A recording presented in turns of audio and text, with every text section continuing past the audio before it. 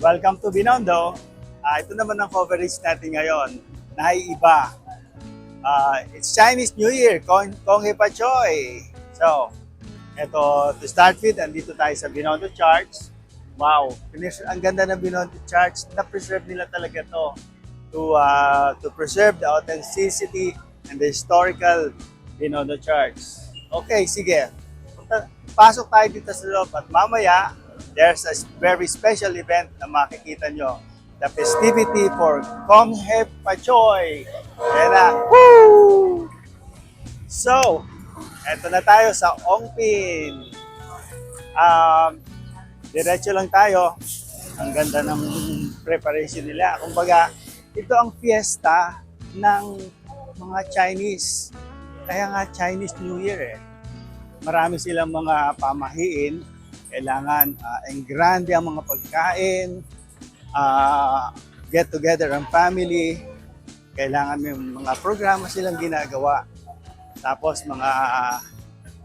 siguro, mga fruits nila, something na belong to have more money, health, and wealthy. Ganyan ang mga Chinese, marami silang mga pamahiin. So, that's why most of the Chinese, talagang very progressive. Heng bitin, yan ang very popular dito sa Binondo.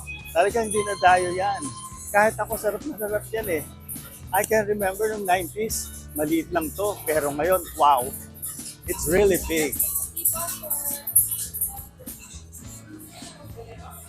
Yan.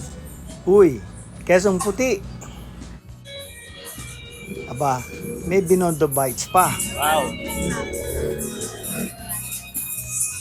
Dito pala sa Engbitin, nag-o-offer na rin sila ng Hopiana. Sabi niya, Hopiana, sisig pa. Ibang klase.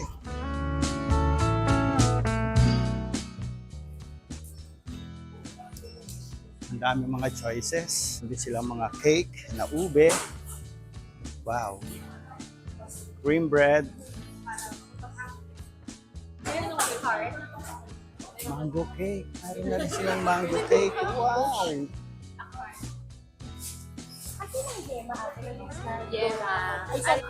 Pagdating nito yan, para fresh. Yan ang Quezon Puti. Yan, namiss ko rin yan. Ang sarap niya. Yung mga preparation nila, ang galing. Mamaya sa business, maganda sa business. Ito, luya, pero for health, and this is for prosperity. Yeah. Ang galing ng preparation nila. Sama ng pamilya, ilang. Yeah. Ganda yan. Ito ang isa sa mga pinipilahan dito na restaurant. Chuan Ke. Aba, popular to sa mga soup nila. Ibang klase. Dahil kita mo naman, pila-pila ang mga tao. Actually, it's only like 8:30 pero ang dami na ng tao nakapila. Wow. Way back in the 1990s, kumakain na rin ako dito kapag napupunta ako sa Binondo. And yan, na-feature din to sa CNN Travel. Galing. Going straight to Ongpin, that's the main road of Binondo. Dito talagang marami kang makakitang mga tindahan. Very interesting. Pharmaceutical, mga Chinese medicine. Ayan. Ito yung mga prosperity nila. Actually, mga small oranges yan, pero ginawa nila ng design, and that's prosperity. Aba, mabenta yan dito, no? Ayan pa. Mga bracelet, mga tikoy. Sarap niyan. Dito pa rin kami. Kong Hei Choy. Yes! Ano naman kaya to? I forgot how they call it. Pero ang ganda ng preparation.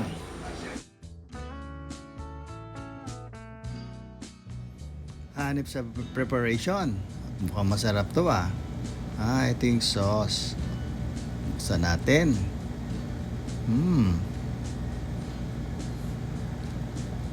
So ganyan pala yan, ano? So this is how they cook it. So let's try it. Ito na.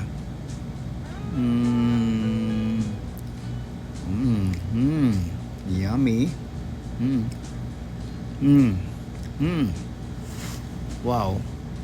Super sarap. Oh, ano naman yan? Fried siopaw? Aba, naiba to. Mukhang masarap to ah. Well, tingnan natin. Mainit-init pa. So, may cheese at bacon siya sa loob. Aba, Teka, the best. Ang sarap. Tingnan mo. There. Wow. Ito, may mga inihaw pa sila dito. Parang chicken yata yun. I'm not sure. May mga squid. Wow. So there's still a lot of poncans here for prosperity according to them. So mga stores dito, iba-iba. Ito, stores ng mga paraphernalia for wellness, good karma, and everything. Ito, ang another store, Lucky Charm, Chinese drugstore. Yan, this is an interesting store. So dito mo makikita yung different kinds of medicines, ointment for high blood, mga ginseng, mga tea, name it, they have it. So tanong ka lang dun sa nagtitinda dito and they will give you the right medicine for you.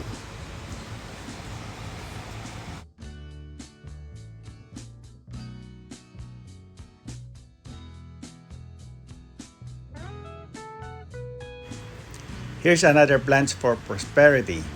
Actually, ang tawag namin dyan is fortune tree. Maganda yan. Pag lumaki, ang ganda. Green na green, taka malabad at mahaba ang dahon. So, eto naman, ang giant siomai. Bang lalaki nga naman.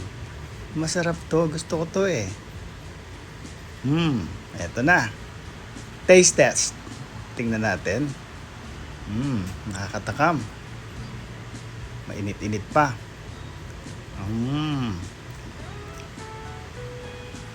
Wow. Superb. Ang sarap. The best.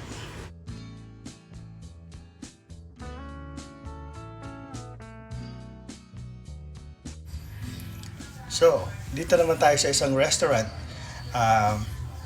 Yung kasama ko has been here several times. Gusto niyang pasyalan niya ulit kasi masarap daw ang pagkain dito. Ayan. We are welcomed by a lot of vegetable here. Foods, wow, fish, meat, I'm not sure how they call it. Name it, they have it. So according to them, this is Taiwanese food. Parang ni-revive lang nila into a Filipino dish, something like that. Pero naman preparation, ang sarap. Naglalaway tuloy ako. Grabe. Alright, let's move to another store. Dito naman tayo sa store ng mga figurines made of jade and other stone or crystal lights. Wow, ang ganda. I'm pretty sure may mahal itong mga to. Ang hirap yata mag-carving nito with stones kasi itong mga to eh. Even the crystallite, they converted into a set of flowers. Ang ganda. Look at those. Wow. Amazing. Ayan pa, another set. Well, nagbebenta rin sila ng mga bracelets. Yung palang ganito talagang yung it varies from the color. Yung para sa good karma, for wellness, for good charm, pampaalis daw ng mga bad in spirit, things like that. Alam mo naman mga Chinese, marami silang mga Kaya napabili ako, sing-sing. pamahiin. Sabi, it's for good health. Okay, alright. Wow, tingnan mo naman mga lanterns nila for Chinese New Year. Galing. Very colorful. Red na red. Ang prutas yan, Pinya ba yan? Pinya po yan, pinya. Ito, pangkain yan pa. Pang-alay for New Year. Ganda. Naiba. Parang ano siya, mutant. Okay, thank you. Kinain na namin kanina. Kami ang nauna, pero dami na nang kumakain. Pila.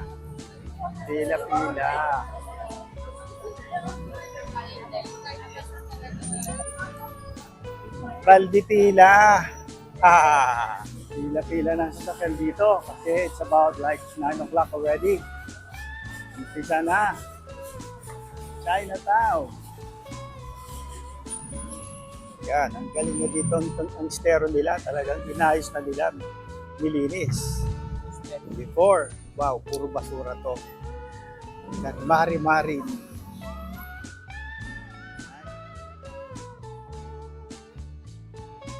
So we're here at the center of Binondo. Ayan, mga high-rise building, nakita nyo. Binondo is totally different from the past. Ayan, ito yung arc nila. Ongpin North Bridge. Wow. Wow, look at that. Pati mga cyclists, kahit pa traffic. Walang pinipiling lugar. Hanip naman, paano kayo makakapag-cycling dito? Mag-cycling dapat sila sa ibabaw ng mga sasakyan. Konghe Pachoy. Yeah, very colorful. Ang dami nilang banner. Just to welcome the New Year. Galing. Okay. Fruits all around. Para prosperous lahat. Wow na wow. So, mga tikoy. Assorted colors na ngayon. Dati brown lang talaga. Saka puti. Now it's assorted color. Bago to. Imagine, may casino na rin pala dito sa Binondo. It's been a while. Hindi kasi ako nakapunta na dito kaya marami ng changes. Happy Chinese New Year. Konghe Pachoy. Yung maganda mag Yan. Susunod sila pero limang kasama pang dasal yan. Kasi Hindi bilang-bilang pa nila eh. mas spacious day ngayon. Today is the day to manifest. Kasi naka-align yung mga planets January 25. That's another idea na natutunan ko ngayon. So it's Chinese New Year, and people around the world in every Chinese community, they are celebrating and welcoming the coming of 2025. Happy Chinese New Year! Konghe Pachoy!